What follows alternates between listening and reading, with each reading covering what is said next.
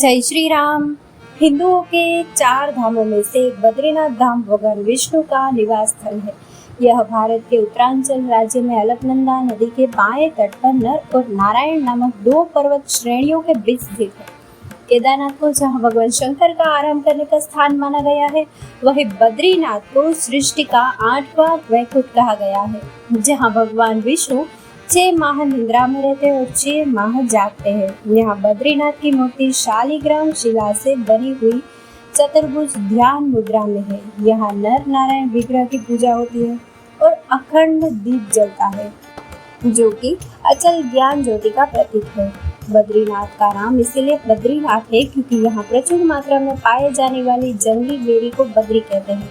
इसी कारण इस धाम का नाम बद्री पड़ा। यह भगवान विष्णु का विशाल मंदिर है और यह संपूर्ण क्षेत्र प्रकृति की गोद में स्थित है। पौराणिक कथाओं के अनुसार यहाँ नीलकंठ पर्वत के समीप भगवान विष्णु ने बाल रूप में अवतरण किया था।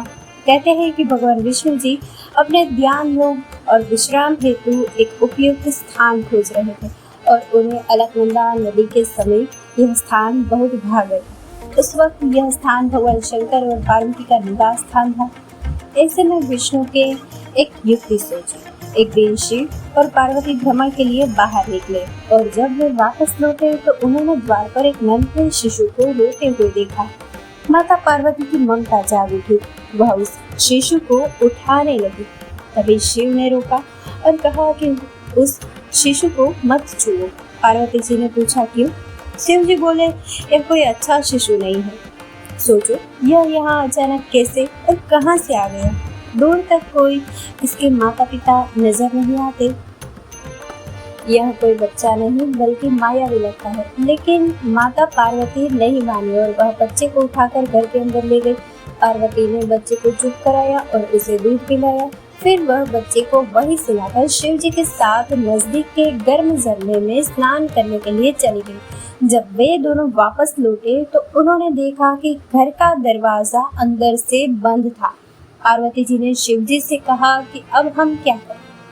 शिव जी ने कहा कि यह तुम्हारा बालक है, मैं कुछ नहीं कर सकता। अच्छा होगा कि हम कोई नया ठिकाना ढूंढ लें, क्योंकि अब दरवाजा नहीं खुलने वाला है और मैं बलपूर्वक इस दरवाजे को नहीं खोलूंगा।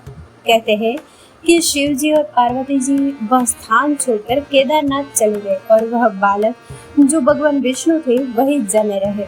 इस तरह भगवान विष्णु ने जबरन बद्रीनाथ को अपना विश्राम स्थान बना लिया। जब भगवान विष्णु ध्यान योग में लीन थे तो बहुत अधिक हिमपात होने लगा। भगवान विष्णु और उनका घर हिम में पूरी तरह डूबने लगा। यह देखकर माता लक्ष्मी व्याकुल हो उठी।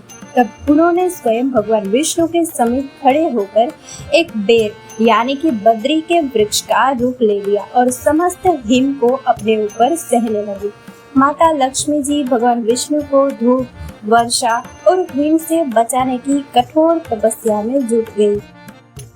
कई वर्षों बाद जब भगवान विष्णु ने अपना तप पूर्ण किया तो देखा कि लक्ष्मी जी हिम से ढकी पड़ी है। तो उन्होंने माता लक्ष्मी के तप को देखकर कहा कि हे देवी, तुमने भी मेरे ही बराबर तप किया है, तो आज से इस धाम पर मुझे तुम्हारे ही साथ भेजा जाएगा। और क्योंकि तुमने मेरी रक्षा बद्री वृक्ष के रूप में की है, तो आज से मुझे बद्री के नाथ यानी कि बद्रीनाथ के नाम से जाना जाएगा। इस तरह से भगवान विष्णु का नाम बद्रीनाथ पड़ा। 4 धाम में से बद्रीनाथ के बारे में एक कहावत प्रचलित है कि जो जाए बद्री वो ना आए उधरी। अर्थात जो व्यक्ति बद्रीनाथ को दर्शन कर लेता है उसे पुनः उदर यानी कि गर्भ में नहीं आना पड़ता है, मतलब दूसरी बार जन्म नहीं लेना पड़ता है। शास्त्रों के अनुसार मनुष्य को जीवन में कम से कम 2 बार बद्रीनाथ की यात्रा जरूर करना चाहिए। दोस्तों, इस कथा को लाइक, शेयर और हमारे चैनल को सब्सक्राइब करना ना भूलें। जय श्री राम।